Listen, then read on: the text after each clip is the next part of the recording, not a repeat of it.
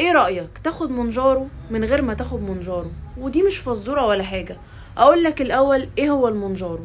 المنجارو هو GLP-1 اجونست، يعني بيقلد هرمون موجود كده كده في الجسم اسمه GLP-1. ايه بيعمل ايه GLP-1 ده هرمون بيسد الشهية، فبيخش المنجارو الجسم بيسد الشهية ويبطئ حركة الامعاء، فانت على طول هتبقى حاسس بالشبع. يا دكتورة دي حقنة احلامي، هي دي اللي هتوصلني للجسم اللي انا بحلم بيه، الطريق المختصر اللي من غير دايت ولا حاجة هوصل لاهدافي. خليك عارف ان مفيش حاجة سهلة ومفيش حاجة هتقدر توصلها من غير ما تتعب، وايزي كم ايزي جو. طب اللي يوصلك لنفس الاحساس بسد الشهية من غير ما تعرض نفسك للاثار الجانبية بتاعة الحقن وادوية سد الشهية هو انك تفطر فطار عالي البروتين، هيخرج هرمون GLP-1، فهتحس باحساس الشبع فترة طويلة كأنك خدت بالظبط حقنة اوزمبيك او منجارو، وده هيخليك تحس بالشبع فترة اطول، ده غير بطء حركة الامعاء. معقولة يا دكتورة يعني الحقن اللي مكسرة الدنيا زي الاوزمبيك ولا المنجارو لو فطرت شوية فول ولا بيض زيادة هيدوني نفس النتيجة؟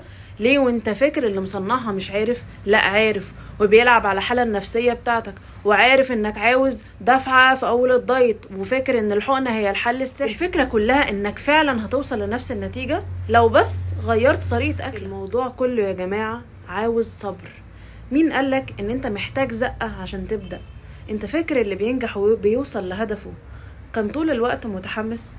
ولا اللي كان بيلعب رياضة او وصل لميدالية او كده كان طول الوقت عايز يتمرن؟ ولا اللي نجح في حاجة ما جالوش وقت قال انا ايه اللي عملته في نفسي ده، ما انا كنت مرتاح؟ بالعكس يا جماعة، فكرة الزقة عشان تبدأ او الحماس صدقني دي فكرة غلط. صدقني اللي عاوز يوصل لهدف ما كانش طول الوقت مبسوط ولا محقق نجاحات، لا هو نجح وفشل في النص كتير، بس هو قدر يكمل وانت زهقت. فانت لو بدأت يومك صح هتفضل طول النهار شبعان. عارفين الناس اللي بتقولك، ودي حاجة مشهورة اوي في الدايت، انا صحيت الصبح فطرت جبنة قريش لكن بالليل طلبت دليفري؟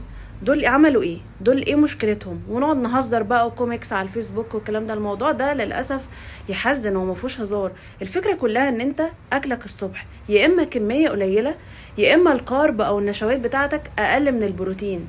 عارفين الناس اللي بتفطر نوتيلا او الناس اللي تصحى تحرم نفسها الصبح الحماسة تكون واخداها وتيجي على بالليل ما هتجوع؟ ما طبيعي الجوع ومن غير تفكير تاكل اي حاجة قدامها.